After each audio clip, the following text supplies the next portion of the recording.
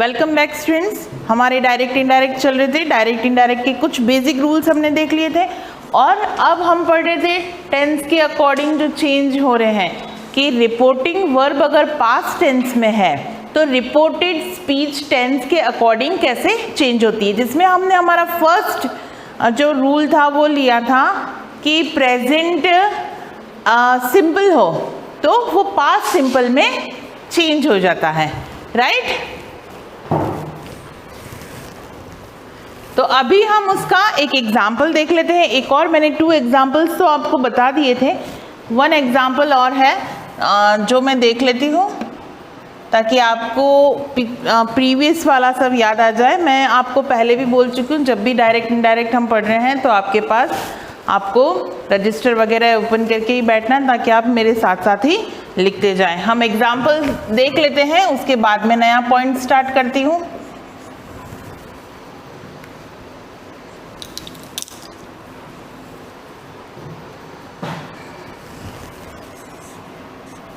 Sita said, comma, inverted comma,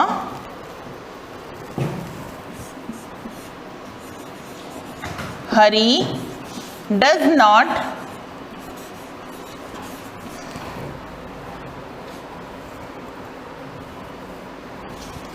tell a lie। हम इसका indirect बना देते हैं। इसका इनडायरेक्ट होगा Sita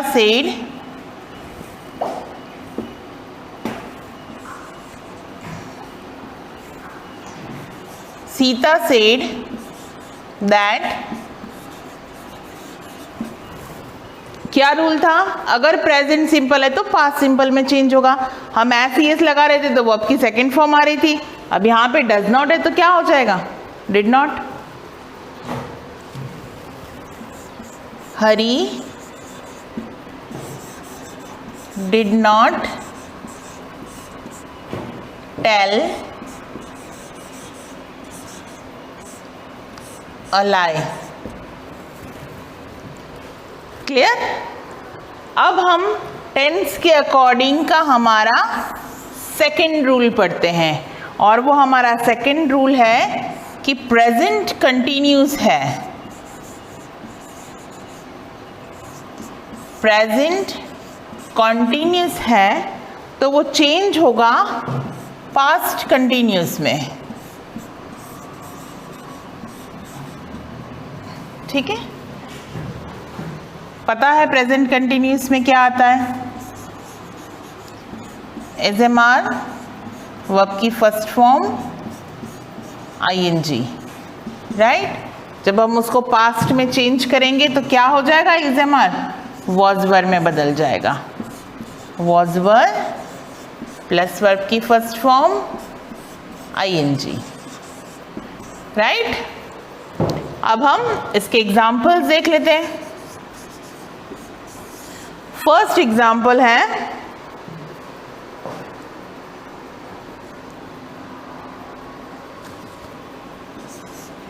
she said, comma, inverted comma, Sita is writing a letter।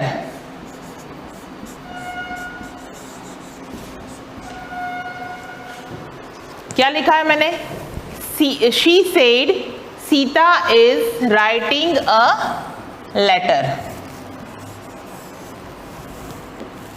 क्या बनेगा इसका indirect,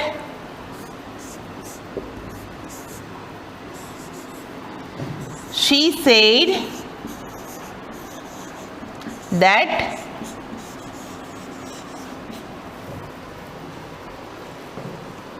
Sita was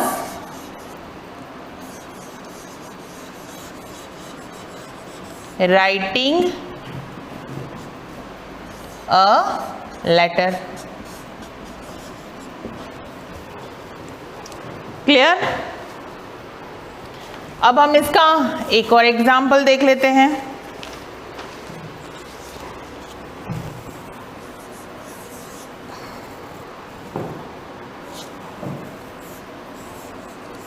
Ram said, comma, inverted comma, she is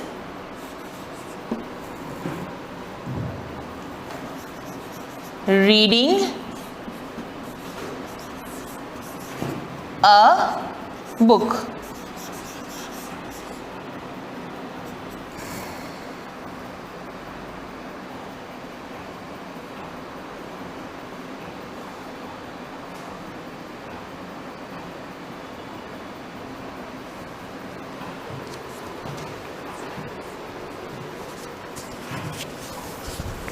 क्या बनेगा इसका indirect?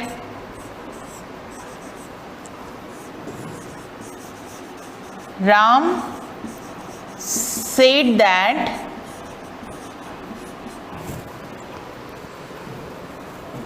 she was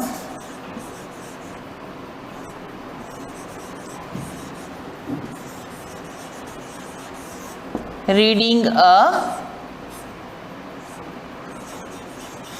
book. Clear? आपको क्लियर हो गया? फर्स्ट रूल हमने पढ़ा था, प्रेजेंट सिंपल है तो पास्ट सिंपल में चेंज होगा, प्रेजेंट कंटिन्यूअस है तो पास्ट कंटिन्यूअस में चेंज होगा। अब हम पढ़ रहे हैं इसका third rule.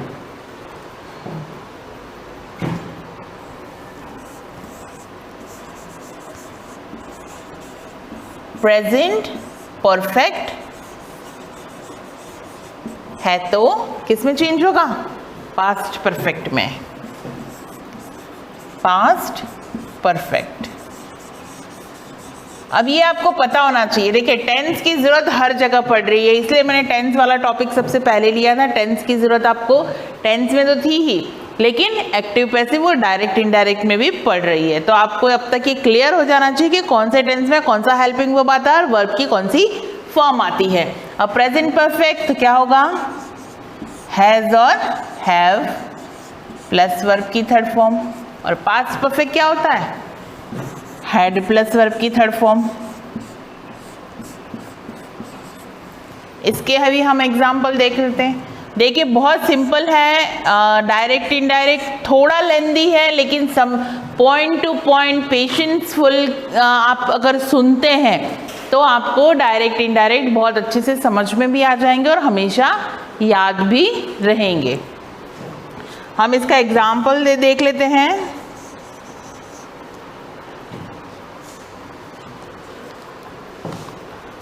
The boy said, comma, inverted comma, Mohan has done his work.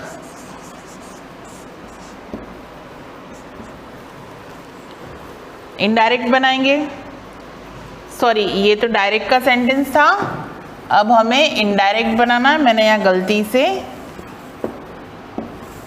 गलती से इनडायरेक्ट लिख दिया था। डायरेक्ट का सेंटेंस है हमारा the boy said Mohan has done his work. अब हम इसका इनडायरेक्ट बनाएंगे।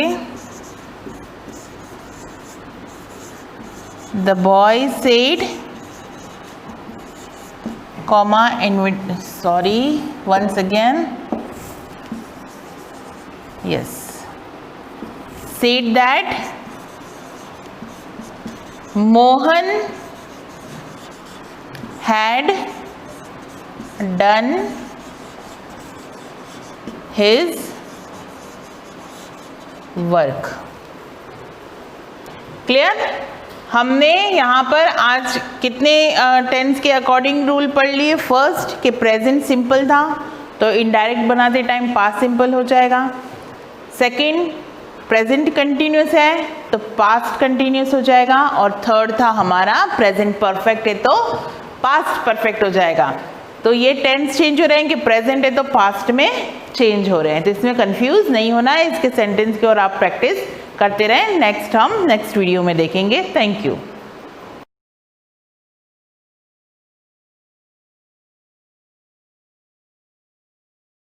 सुप्रभात विद्यार्थियों, आज हम नए प्रकरण जिसमें वाक्य विचार, वाक्य क्या है उसके बारे में, सबसे पहले वाक्य बनते किससे हैं, शब्द किससे बनते हैं, उसके बारे में थोड़ा नॉलेज, ज्ञान होना जरूरी है। अब हम देखें तो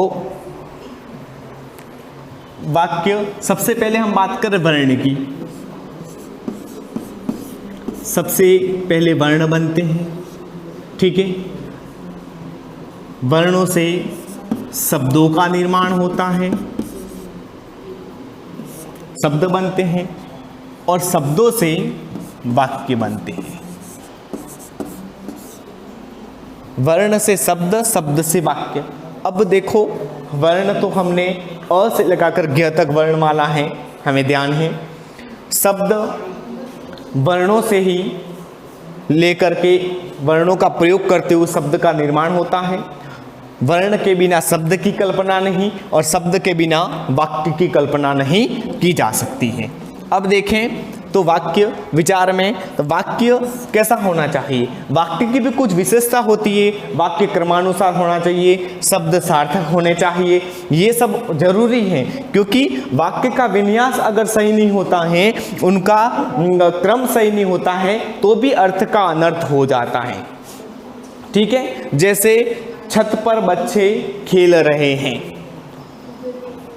ठीक है, तो छत है पर खेल रहे हैं, ऐसा वाक्य बना दिया जाए, क्रम का उलटफेर कर दिया जाए, तो भी वाक्य का सही अर्थ नहीं निकलता। अब वाक्य में वर्ण विचार में शब्द, शब्द से वाक्य, वाक्य शब्दों का वह क्रम होता है जिसका कोई न कोई अर्थ आए। जब वक्ता कोई बोलता है, जैसे मैं कुछ बोल रहा हूँ और आप सुन रहे हैं, अब मैं वक्ता हूँ, आप श्रोता हैं, मैं जो कुछ कह रहा हूँ वह आपके समझ में आएगा। अगर मैं जो कहना चाह रहा हूँ उसका माध्यम वाक्य का विचार सार्थक है, अगर सार्थक नहीं होगा तो समझ में नहीं आएगा। ओके, ठीक है। तो आगे आप वाक्य विचार के बारे में अध्ययन करें, क्या है वाक्य विचार। अब देखें कि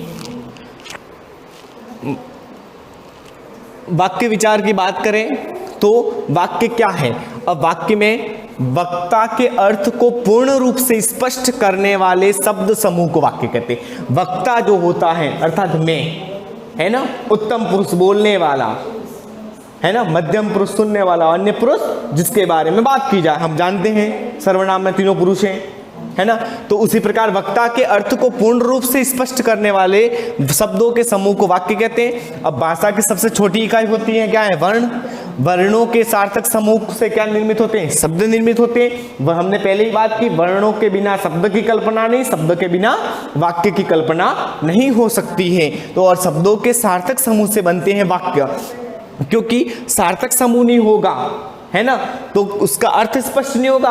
अर्थ स्पष्ट नहीं होगा तो मैं जो कुछ कहना चाहता हूं वो आपके समझ में नहीं आएगा, आप जो कुछ कहना चाहेंगे वो मेरे समझ में नहीं आएगा। जैसे वक्ता और श्रोता का जो संबंध होता है वह संबंध नहीं बन पाएगा। अब शब्दों के सार्थक समूह से वाक्य बनते। अब देखें इसकी डेफिनेशन सहित देखें, शब्दों के सार्थक क्रम को अगर बदल दिया जाए, मैंने भी बात की कि शब्दों के जो सार्थक क्रम है उसको अपन बदल देते हैं तो वक्ता का अभिप्राय स्पष्ट नहीं होता। अर्थात वक्ता का अभिप्राय है, वक्ता जो कहना चाहता है वो हमारे समझ में नहीं आएगा। अब देखो वक्ता क्या कहना, विभा छत के ऊपर खड़ी है। अब ये सही वाक्य है, विभा छत के ऊपर या छत पर खड़ी है, कोई फर्क नहीं है। लेकिन अगर छत है विभा के ऊपर खड़ी, ऐसा अर्थ बना दिया जाए फिर तो अर्थ उल्टा हो गया, क्योंकि छत है विभा के ऊपर खड़ी, अर्थात विभा के ऊपर छत थोड़ी खड़ी है, विभा छत पर खड़ी है। ये वाक्य हमारा शुद्ध है। क्रम बदलने पर छत है विभा के ऊपर खड़ी, जिसके कारण अर्थ का अनर्थ हो जाएगा, वाक्य हमारे समझ में नहीं आएगा। इस प्रकार शब्दों के सार्थक समूह को वाक्य कहते हैं। वाक्य में शब्दों की सार्थकता अति आवश्यक होती है, क्योंकि वाक्य में अगर शब्दों की सार्थकता नहीं होगी तो वाक्य पूर्ण नहीं होगा। आगे बात करें तो वाक्य के प्रमुख अंग, वाक्य के अंगों के बारे में भी हम छोटी क्लासों से सीखते हैं। वाक्य के प्रमुख दो अंग होते हैं, एक उद्देश्य होता है, एक विधेय होता है। उद्देश्य की परिभाषा, उद्देश्य उसे कहते हैं जिसमें कर्ता आता है, और विधेय में कर्ता के विषय में जो कुछ कहा जाता है वह विधेय आता है। उसकी हम परिभाषा देखें। उद्देश्य वाक्य में जिसके संबंध में कुछ कहा जाता है, वाक्य में जिसके संबंध में, अर्थात किसके संबंध में, कर्ता के संबंध में। जैसे मोहन विद्यालय जाता है, तो यहाँ पर मोहन जो वाक्य है, वह मोहन जो है कर्ता, वो हमारा क्या होगा, उद्देश्य। तो वाक्य में जिसके संबंध में कुछ कहा जाता है उसे उद्देश्य कहते हैं। वाक्य में कर्ता ही उद्देश्य होता है। हमें ध्यान रखना है कि वाक्य में कर्ता जो होता है वह हमारा उद्देश्य होता है, और कर्ता के विषय में जो काम दिया जाए, क्या करता है, वो जो बचा हुआ वाक्य है वो हमारा विधेय होता है। वाक्य में जिसके संबंध में कुछ कहा जाता है उसे उद्देश्य कहते हैं। वाक्य में कर्ता उद्देश्य होता है। दादाजी ने पूजा की, अब यहां कर्ता कौन है, दादाजी। लड़के खेल रहे हैं, यहाँ लड़के खेल रहे हैं, मोहन खेल रहा है, श्याम पढ़ रहा है। बहुत से वाक्य हैं, आप अपनी कार्यकुशलता से अलग अलग प्रकार के वाक्य बना सकते हैं, और उसमें जो कर्ता है उसको अंडरलाइन करें, उसको टिक करें और पता लगाएं कि ये उद्देश्य है, इसलिए हमारा कर्ता है। अब उद्देश्य के बाद दूसरा होता है विधेय। उद्देश्य अर्थात कर्ता के संबंध में वाक्य में जो कुछ कहा जाता है वह विधेय होता है। अब विधेय में क्या होता है, कर्ता के संबंध में जो बात की जा रही है वह विधेय में आएगा। जैसे बालक दूध पी रहा है, मोहन पत्र लिख रहा है, या बालक और मोहन हमारे तो उद्देश्य हैं, और दूध पीना और पत्र लिखना, ये पूरा जो दूध पी रहा है, क्या काम कर रहा है, बालक दूध पी रहा है, मोहन क्या कर रहा है, पत्र लिख रहा है। ये दोनों जो कार्य हैं वो विधेय के अंतर्गत आएंगे। अब वाक्य के आगे बात करें हम, तो वाक्य में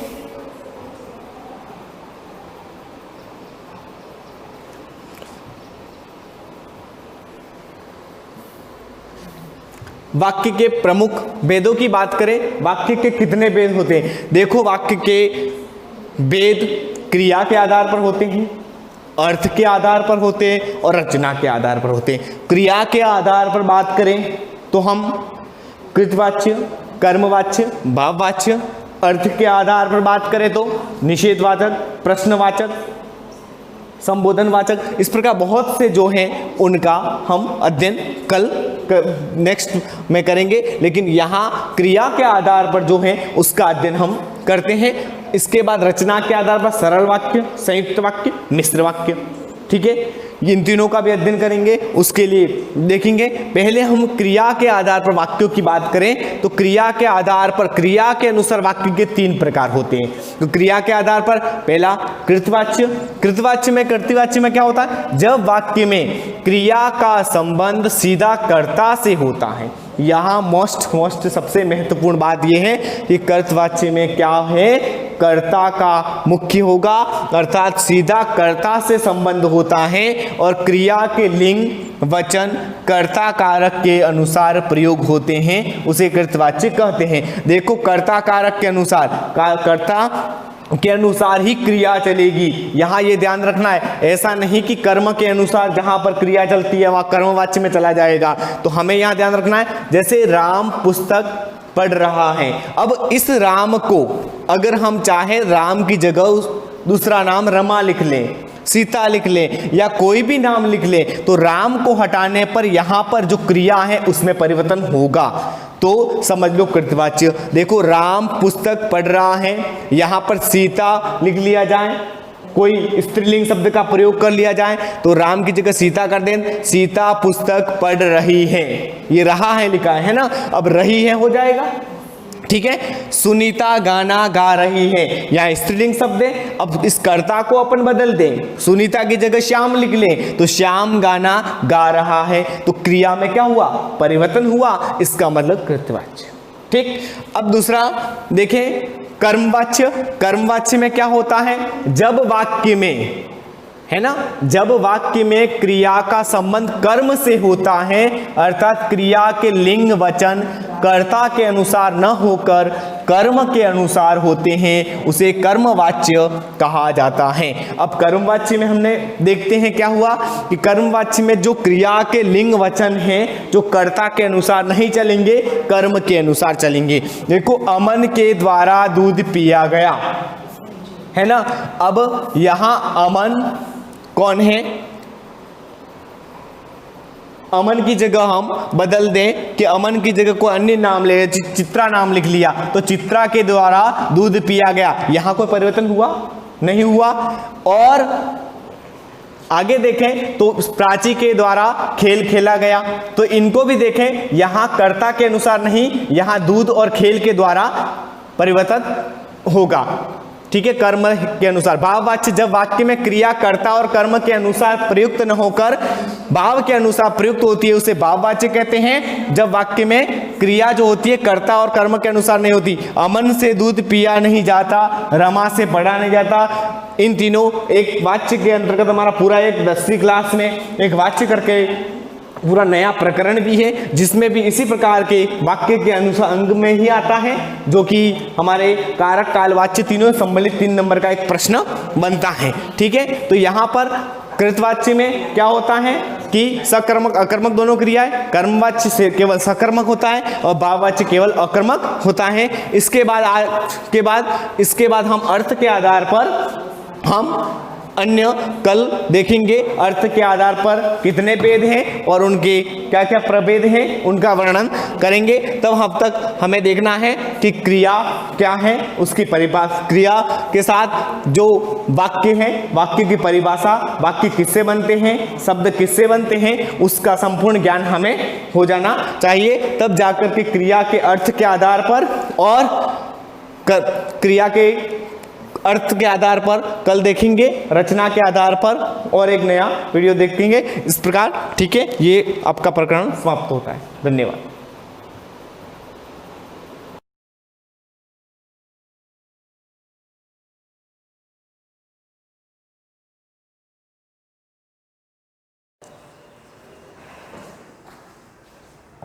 good morning students, welcome to the class. Last जो हमारी क्लास थी उसमें पार्ट 22 हमारा हुआ था, उसमें एक्सरसाइज के क्वेश्चंस चल रहे थे। क्वेश्चन नंबर 3 तक हो गया था। देन क्वेश्चन नंबर 4 पर आते हैं। क्वेश्चन नंबर 4 जो है, represent root 9.3 on the number line.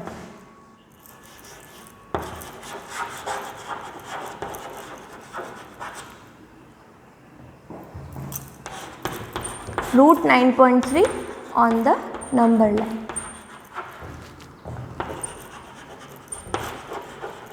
ये सेम क्वेश्चन है जैसा मैंने आपको लास्ट एक्सरसाइज में बताया था, जैसे रूट 9.3 है। अब इस नंबर को हम कैसे शो करेंगे? ना तो हम दो नंबर्स के सम से इसको बता पाएंगे, ना ही उससे पाइथागोरस भी इसमें काम नहीं आएगा। तो यहाँ पे क्या करेंगे, ये चीज़ हमने पहले भी कही थी, जैसे रूट के अंदर का जो नंबर है, इस पूरे नंबर को हमने रूट x कह दिया। फिर हम यहाँ पर ये प्रोसीजर में पहले बता चुकी, तो आई थिंक ये हो जाना चाहिए। ये ओरिजिन से हम 9.3 सेंटीमीटर की फर्स्टली लाइन ड्रॉ करेंगे, ठीक है। इसके बाद जो है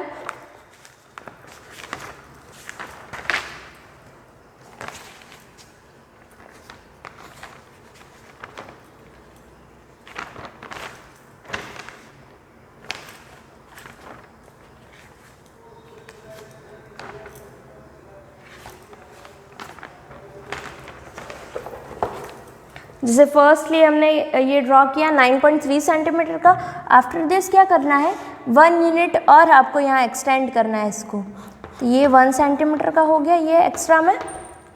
अब इसके बाद ये जो, जैसे ये पॉइंट है A, ये पॉइंट है B और ये पॉइंट है C, तो इस पॉइंट पर हमको 90 डिग्री का एंगल बनाना है। 90 डिग्री का एंगल बनाने के बाद क्या करना है, ये जो भी है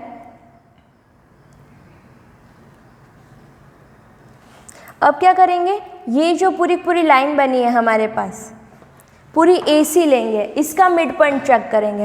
इसका मिड पॉइंट जैसे पूरा ओवरऑल बन रहा है ये 9.3 + 1 तो 10.3 है, इसका मिड पॉइंट लेंगे, चाहे तो मेज़र करके देख लेंगे यहाँ से कि मिडल में क्या रहा है, या फिर इसको डिवाइड बाय 2 करोगे तो 2 5 ज़ा 10 और ये नहीं जाएगा 0 टाइम और सॉरी 5.2 1 ज़ा 2 एंड देन अगेन 1 बचेगा और 2 5 ज़ा 10 तो 5.15 समथिंग आया।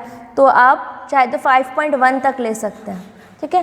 तो 5.1 मेज़र करके यहाँ से 5.1 के मेज़र पे इसका मिड पॉइंट ओ लेके आना है कुल मिला के, इस पूरी लाइन AC का मिड पॉइंट ओ, फिर इस O को मिला देंगे हम इस अबोव पॉइंट से।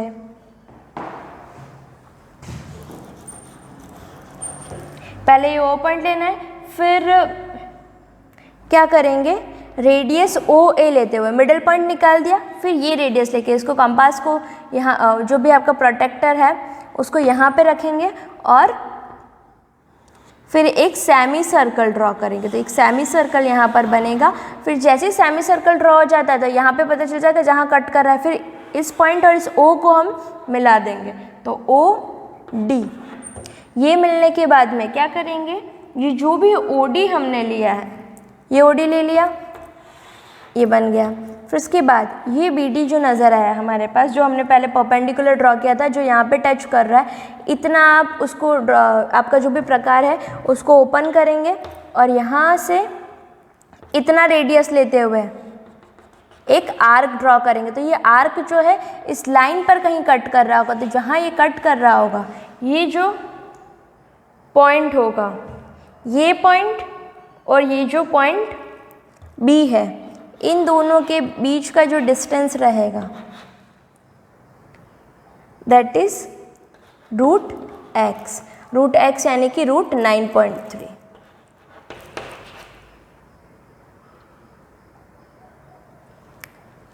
ये रहेगा √9.3। तो यहाँ B से लेकर के यहाँ ये जो पॉइंट बन रहा है E, BE, लेंथ जो BE बनेगा आपका दैट इज √9.3।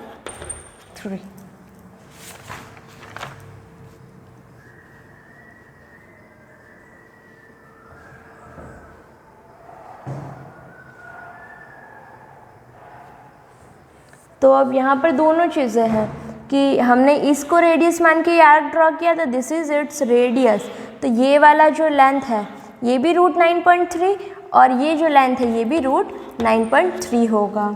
इसका इन डिटेल में पहले ही आपको समझा चुकी हूँ एक एक चीज़, तो आपको ये आ जाना चाहिए। अब नेक्स्ट क्वेश्चन लेते हैं।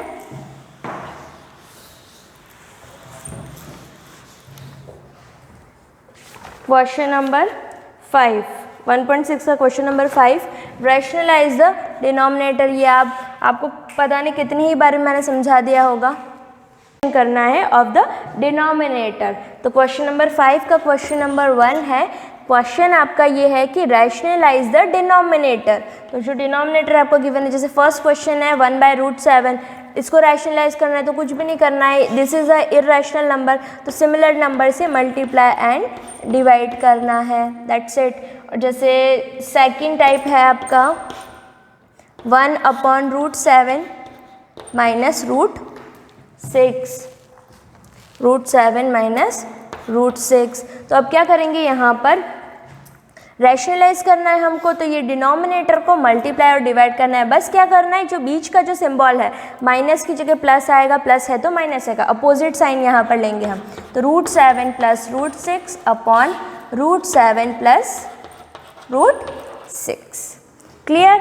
अब इसको मल्टीप्लाई करने का तरीका भाई numerator into numerator, denominator into denominator. तो क्या बनेगा ये √7 प्लस √6 अपॉन, क्योंकि 1 multiply with this number again वही आएगा।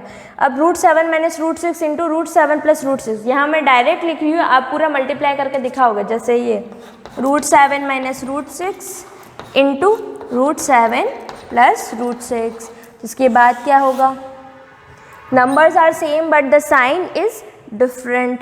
तो नंबर सेम है √7 √6 √6, बट बीच के नंबर जो है वो डिफरेंट है, इधर माइनस है और यहाँ प्लस है। तो हमारी प्रॉपर्टी होती है, since we know that a minus B into A plus B is equal to a² minus b²। तो क्या बनेगा, √7 प्लस √6 अपॉन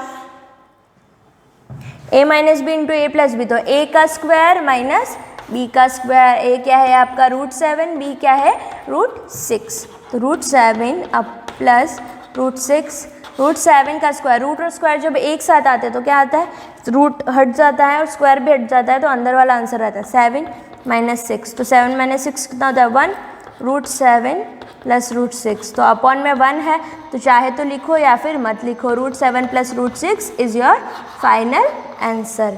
क्लियर है? इसी तरीके से बाकी का रैशनलाइजेशन आपको करना है, सिमिलर नंबर से मल्टीप्लाई और डिवाइड करना है, और बस क्या ध्यान रखना है आपको, साइन का ध्यान रखना है, दोनों नंबर्स के बीच का जो साइन है उसका अपोजिट साइन आप मल्टीप्लाई और डिवाइड में लेंगे, और लिखेंगे ज़रूर बाय रैशनलाइजेशन या फिर ऑन मल्टीप्लाइंग जो भी नंबर है आपका इन न्यूमरेटर एंड डिनोमिनेटर, अंश व हर में जो भी नंबर है उसका मल्टीप्लाई और डिवाइड करने पर। इसके बाद क्वेश्चन नंबर 6 है, add each of the following, add करना है आपको, ठीक है। क्वेश्चन नंबर 1 जैसे लेते हैं, इसमें क्या है 5√3 माइनस 7√2 एंड 2√3 प्लस 4√2। एडिशन में आपको अच्छे से सिखा चुकी हूँ कि कैसे क्या करना है। सिमिलर टाइप के जो नंबर्स हैं वो आपस में ऐड या सब्ट्रैक्ट होंगे, जो डिफरेंट काइंड ऑफ नंबर्स है, जैसे एक में √2 आ रहा है, एक में √3 आ रहा है, तो √2 वाले आपस में ऑपरेशंस होंगे, एडिशंस एंड सब्ट्रैक्शंस होंगे, और √3 वालों के अलग होंगे। तब यहाँ पर ऐड करना है हमको 5√3 माइनस 7√2, ये आपका पहला नंबर है। दूसरा नंबर क्या दे रखा है उसमें ऐड करना है सेकंड नंबर 2√3 प्लस 4√2। क्लियर? ना दोनों को ऐड करेंगे, ब्रैकेट्स ओपन करें, 5√3 माइनस 7√2 प्लस ब्रैकेट्स बनाने का ये रीज़न है कि इन केस यहाँ माइनस होता तो क्या होता कि जब ये ब्रैकेट ओपन होता तो अंदर के सारे साइन चेंज हो जाते, यहाँ जो प्लस का है वो माइनस का, यहाँ जो प्लस का है वो माइनस का, जो माइनस के है वो प्लस के हो जाते। इसीलिए ब्रैकेट्स बनाने से ये बेनिफिट है कि साइन का प्रॉब्लम नहीं होता, साइन की मिस्टेक बहुत कम होती है।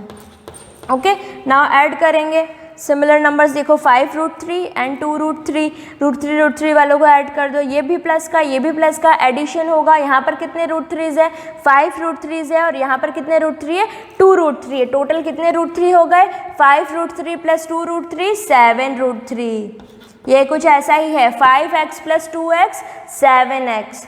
अब देखो यहाँ -7√2 प्लस 4√2, तो अब यहाँ पर क्या है √2 ही है, ये वाला √2 ये वाला √2।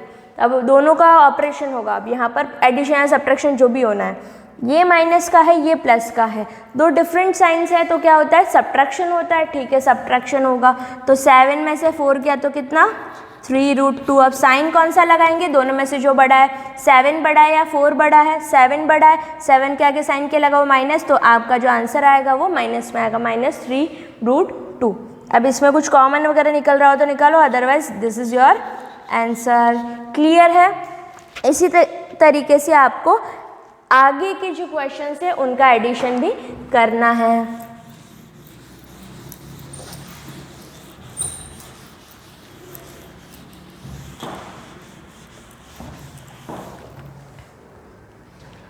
जैसे 6 का सेकंड है वो आप लोग कर लेंगे, मैं 6 का थर्ड बता देती हूँ, सेकंड वाला आपको करना है।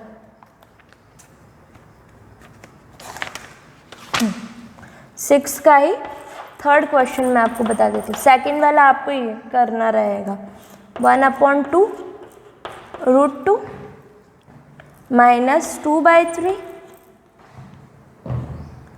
√7 प्लस 3√11। ऐड करना है, एंड करके दूसरा नंबर दे रखा है तो मैं डायरेक्टली इसको प्लस करके आपको बता रही हूँ। Plus second number 1/3 √2 plus 7/3 √7 minus 2√11। Okay, अब इसको सम करते हैं हम, यहाँ पर देख लेते हैं ब्रैकेट्स जब ओपन होंगे सिमिलर क्वांटिटीज़ को ऐड करेंगे। 1/2 √2 -2/3 √7 प्लस 3 √11 एंड तो यहाँ प्लस √2/3 मल्टीप्लाई कर दिया मैंने 1 को √2 से, प्लस 7 √7 -2 √11। ये पता चला 1/3 इंटू √2 था यहाँ पर, तो मैंने √2 का मल्टीप्लिकेशन इससे कर दिया। इस तरीके से लिखा हुआ था नंबर ये, मल्टीप्लाई में √2, तो √2 × 1 √2/3। ठीक है, ये डिफरेंट है, यहाँ से ये अलग है। अब जो सिमिलर क्वांटिटीज़ दिख रही है उनको आपस में ऐड करेंगे। जैसे √2 वाला ये है, √2 वाला ये है, 2 √2s है, तो यहाँ पर क्या है √2, इनको मल्टीप्लाई कर दो √2/2 और उधर क्या है √2/3, इनको साथ में ले लिया। फिर इसके बाद क्या बचा √7 वाले, ये √7 ये √7 इनको साथ में ले लिया, -2/3 √7 और प्लस 7 √7। उसके बाद जो बचता है दैट इज़ 3 √11 एंड 2 √11 प्लस का 3 √11 -2 √11। ठीक है, अब इनको सॉल्व करते हैं। अब देखो यहाँ √2/2 √2/3, एक तरीका ये है कि दोनों में से √2 कॉमन निकाल दो बाहर और फिर अंदर वाले को सॉल्व करो और फिर देन मल्टीप्लाई कर दो, नहीं तो डायरेक्टली भी कर सकते हैं। 2 और 3 क्या है, दोनों फ्रैक्शन है, दोनों का ऐड करने का तरीका एलसीएम लो। 2 और 3 का एलसीएम क्या आएगा 6, क्योंकि 2 के टेबल में, क्योंकि 6 2 के टेबल में भी आता है और 3 के टेबल में भी आता है। नाउ 6 / 2 3 × √2, ये सॉल्व करने सबको आता है।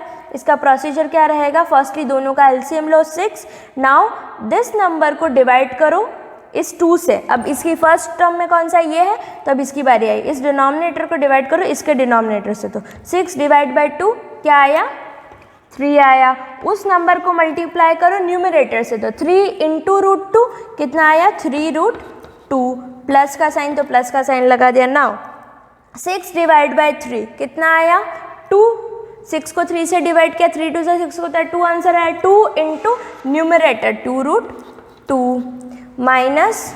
अब इसको सॉल्व करेंगे तो क्या तरीका रहेगा, या तो अगर ये माइनस से कंफ्यूज हो रहे हैं आप तो इस प्लस 7 √7 को पहले लिख सकते हो और -2/3 √7 बाद में लिख दिया। 3 -2 √2 मतलब 3x - 2x, x होता है प्लस का x यानी कि √11। अब बचा हुआ क्या है ये √7 वाला, इसको भी सॉल्व कर लेते हैं। अब इसको सिंप्लीफाई और क्या करें, ये कर चुके हैं 3 √2, ज़्यादा से ज़्यादा यहाँ पर 3 + 2 कितना हो जाएगा 3x + 2x 5x, तो 5 √2/6 प्लस एलसीएम कितना आ जाएगा 3। नाउ डिनोमिनेटर में कुछ नहीं यानी कि 1 है, 3 / 1 3 मल्टीप्लाई होगा न्यूमरेटर से, 3 × 7 21 √7 -2 √7। ये कैसे आया 3 / 3 1 × 2 √7 वही नंबर आ गया, प्लस √11। क्लियर है। अब इसके बाद किस स्टेप में यहाँ ऊपर लिख रही हूँ, इसका क्या होना चाहिए 5 √2/6 प्लस, अब यहाँ देखो 21 √7 -2 √7, 21 में से 2 गया तो कितना 19 √7/3 प्लस √11। अब कोई सिमिलर नंबर दिख तो नहीं रहा है, this is your final answer. इससे ज़्यादा अगर ये सिंप्लीफाई हो रहा है तो करो, अदरवाइज दिस इज फाइनल। इसके नेक्स्ट जो क्वेश्चंस है वो मैं लगभग आपको एग्जांपल्स में करा चुकी हूँ, मल्टीप्लिकेशन और डिवाइडेशन आपको अच्छे से बता चुकी हूँ मैं, और सिंप्लीफिकेशन भी। तो मेक श्योर कि आप खुद उनको ट्राई करें और प्रैक्टिस करें।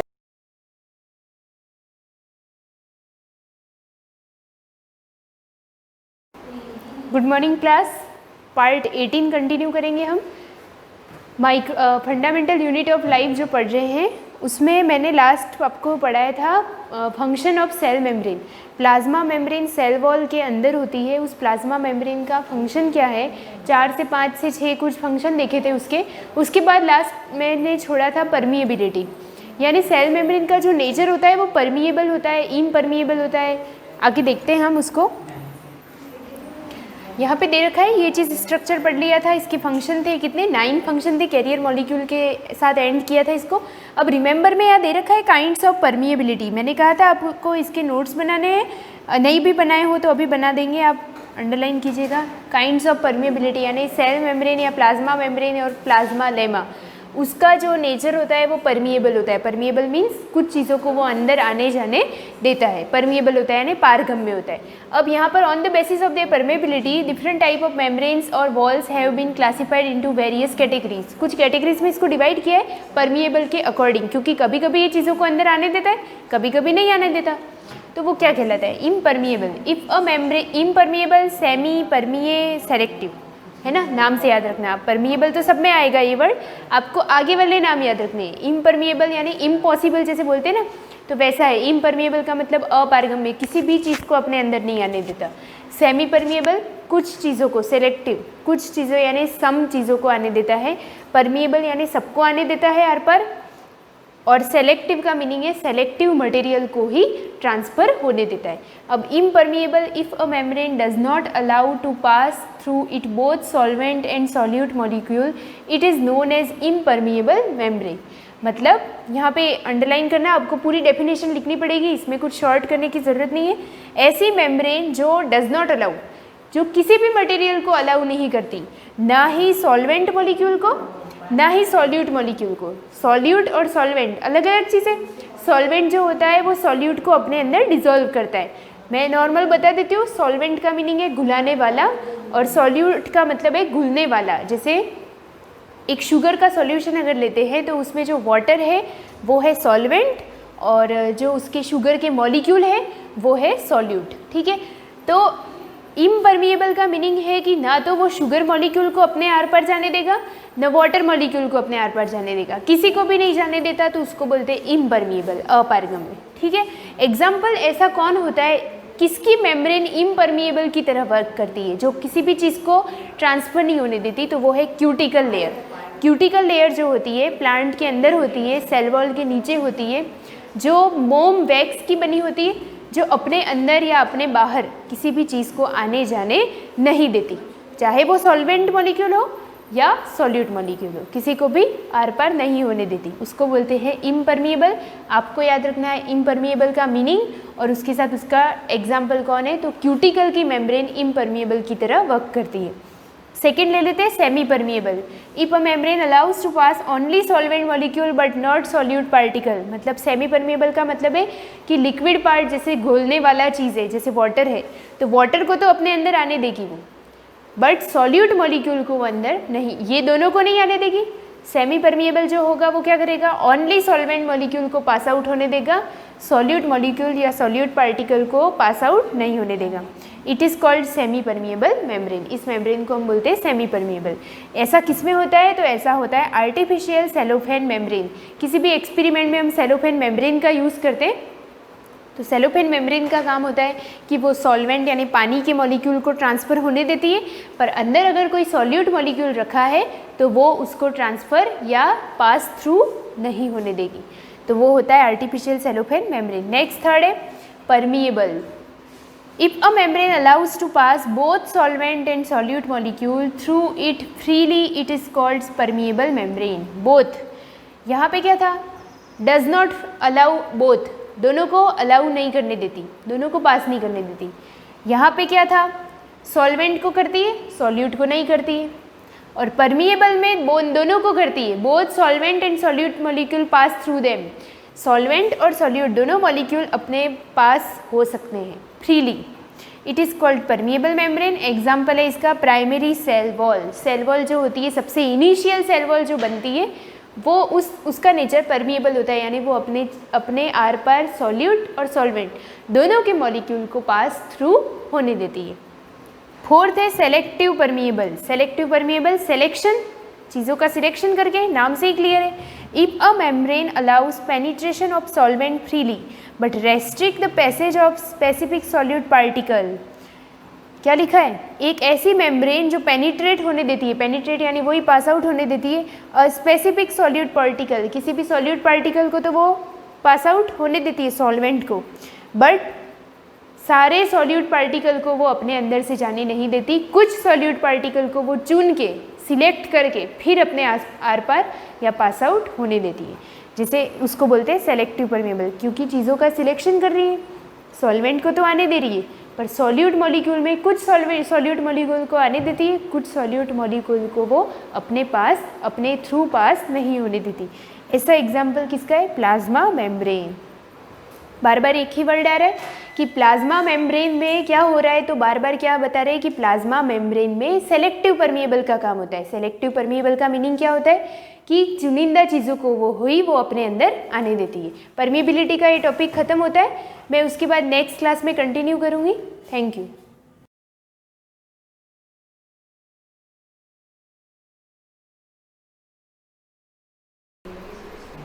Good morning students. अपने ज्योग्राफी में फर्स्ट चैप्टर चल रहा था India size and location.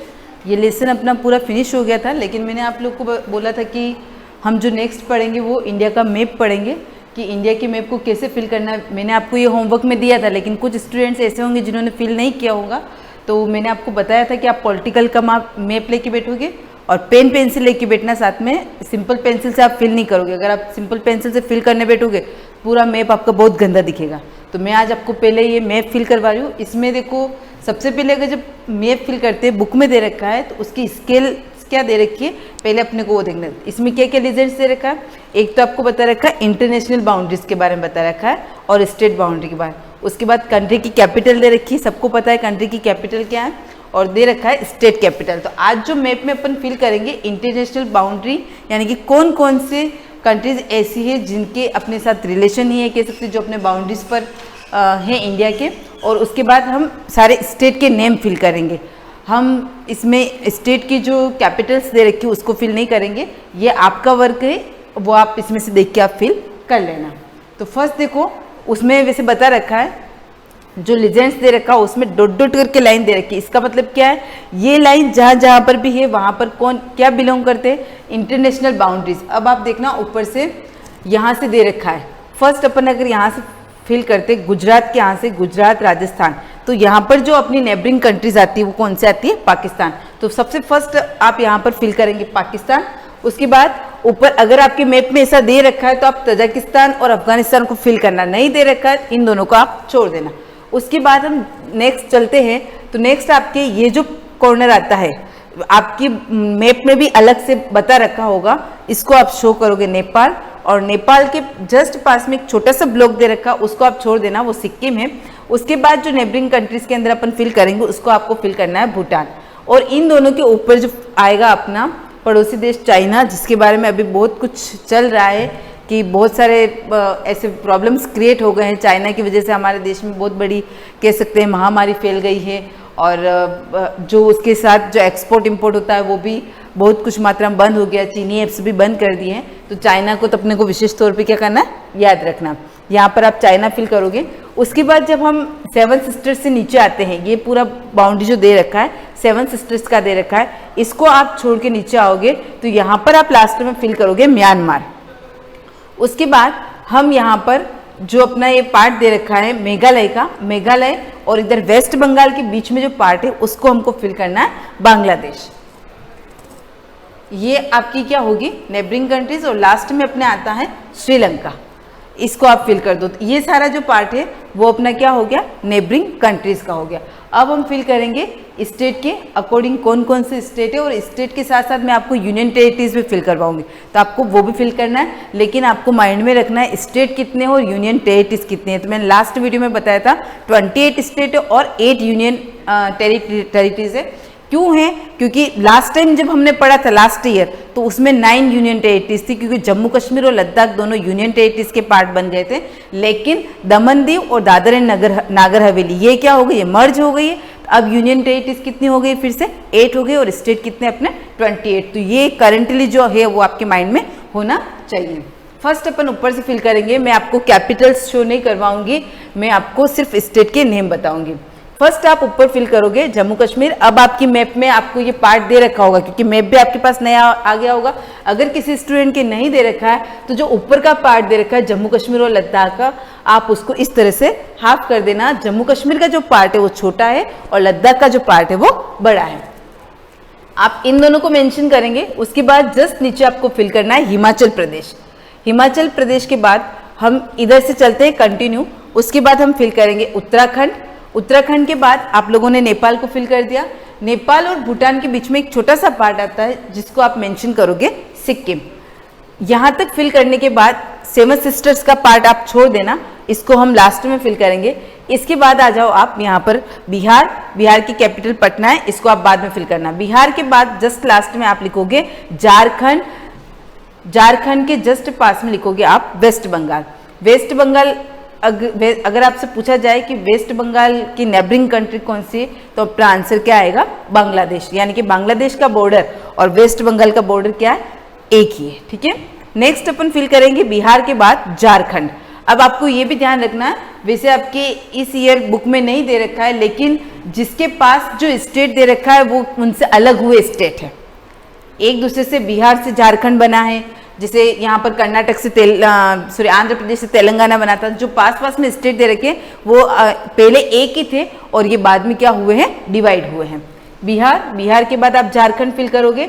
Jharkhand के बाद आपको फिल करना है जस्ट नीचे ओडिशा, ओडिशा के बाद आप फिल करोगे छत्तीसगढ़। अगर आप लोगों से पूछा भी जाए ओडिशा को पहले किस नाम से जाना जाता था, पहले इसको उड़ीसा कहा जाता है, तो अब इसको ओडिशा कहा जाता है। नेक्स्ट छत्तीसगढ़, छत्तीसगढ़ के बाद आएगा अपना एक बहुत बड़ा स्टेट कह सकते हैं मध्य प्रदेश।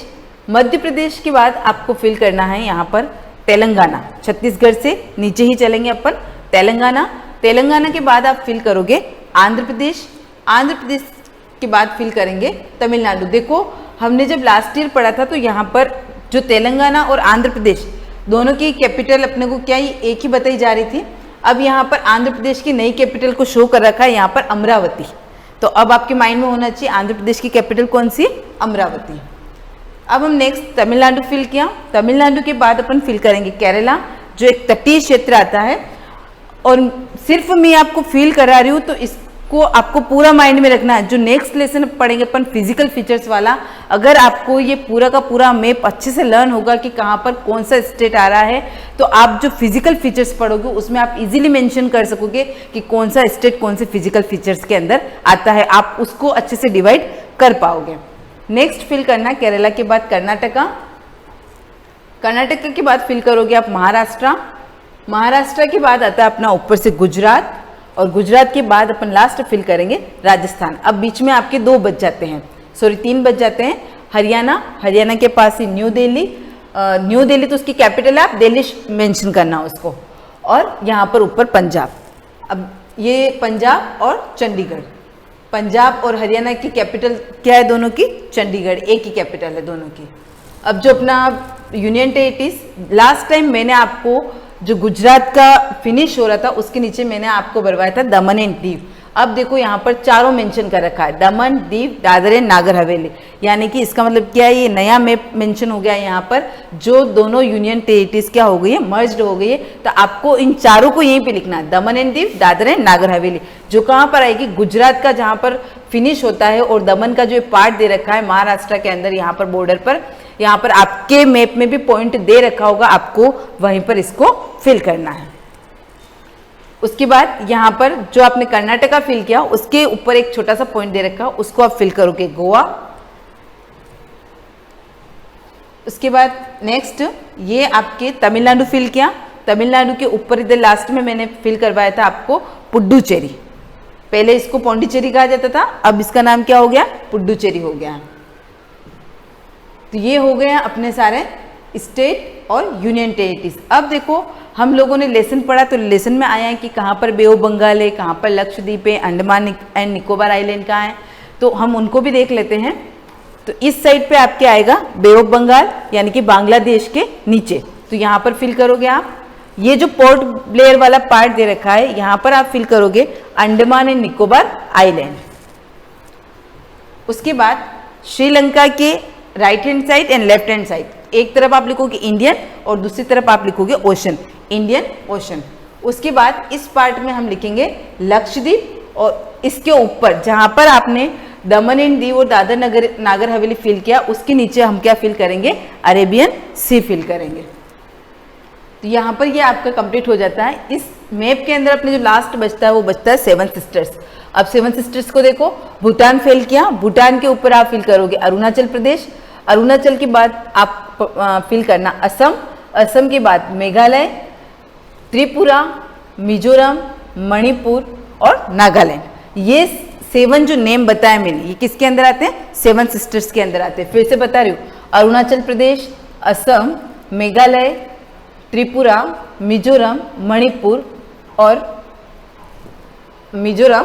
मणिपुर। तो ये आपकी क्या हो गई? 7 सिस्टर्स हो गई। तो ये अपना क्या हो गया? इंडिया का मैप हो गया।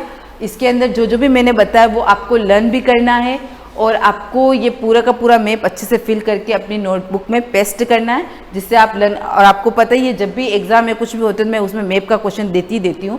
और मैंने आपको इसकी कैपिटल्स फिल नहीं करवाई, लेकिन आपको करनी है, क्योंकि 9th क्लास में हो सकता है कि पेपर में बनाओ तो मैं मेरे अकॉर्डिंग बनाऊँ, लेकिन 10th क्लास में आपको बोर्ड का पेपर मिलेगा तो उसमें आपको कुछ भी पूछ सकते हैं। तो अभी से आप अपना मैप का जो क्वेश्चन है कि क्या क्या आ सकते हैं, वैसे इस लेसन के पीछे बहुत अच्छे अच्छे क्वेश्चन दे रखे हैं मैप से रिलेटेड, तो उनको फिल करने की कोशिश करना। इतना मैप फिल कर लिया तो आप वो क्वेश्चन आसानी से फिल कर सकोगे। अब इसमें लास्ट जो आपके ग्लोसरी वर्ड में कुछ पॉइंट्स आए थे, लैटिट्यूड, लॉन्गिट्यूड, उसको हम नेक्स्ट वीडियो में कंटिन्यू करेंगे। मैंने आपको बताया था कि मैं गोलार्ध के ऊपर आपको बताऊंगी, ग्लोब के ऊपर कि कहाँ पर लैटिट्यूड होता है, कहाँ लॉन्गिट्यूड होता है। जो 5 मिनट का अपना लास्ट रहेगा उसको अपन नेक्स्ट वीडियो में कंटिन्यू करेंगे। Thank you.